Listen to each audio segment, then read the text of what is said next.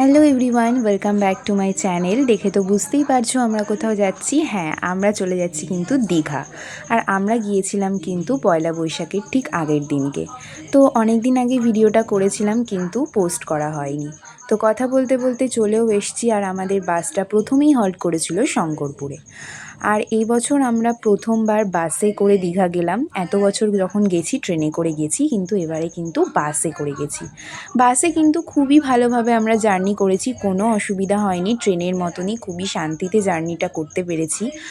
আর তারপরেই সেদিনকে আর কোনো ভিডিও নেওয়া হয়নি। তারপর সকালে উঠে চলে গিয়েছিলাম নিউ দীঘায় স্নান করতে।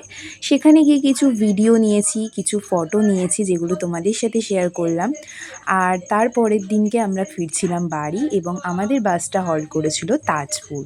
তো তাজপুরের ওয়েদারটা এত ভালো ছিল, এত সুন্দর ছিল। আর ফাঁকা পেয়েই আমরা তো সবসময় ভিডিও বানাতে শুরু করে দিই। আমি আর আমার দিদি তো প্রথমেই ভিডিও বানাতে শুরু করে দিলাম। এত সুন্দর জায়গার ভিডিও না বানালে হয় বলো? তাই জন্য ভিডিও বানাচ্ছিলাম।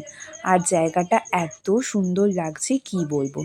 তো তোমরাও কিন্তু একদিনের ছুটি কাটানোর জন্য দীঘা যেতে পারো। তো এরকম মিনি ব্লগের জন্য সাবস্ক্রাইব করো। টাটা।